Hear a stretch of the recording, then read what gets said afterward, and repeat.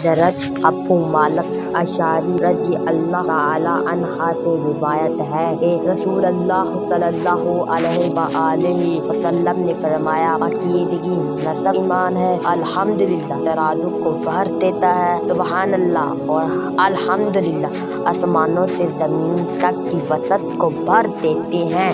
نماز نور ہے، صدقہ دلیل ہے، صبر روشنی ہے، قرآن تمہارے حق میں یا تمہارے خلاف حجت ہے۔ ہر انسان دن کا آغاز کرتا ہے تو کچھ اعمال کے اوس اپنا سودا کرتا ہے،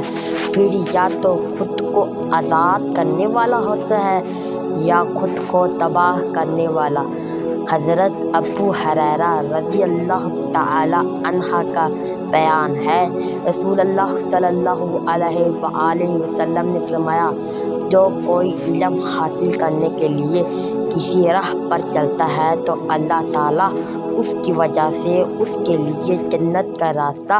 آسان فرما دیتا ہے، اور جسے اس کے عمل نے پیچھے رکھا اس کا نصب اسے آگے بڑھا نہیں سکتا۔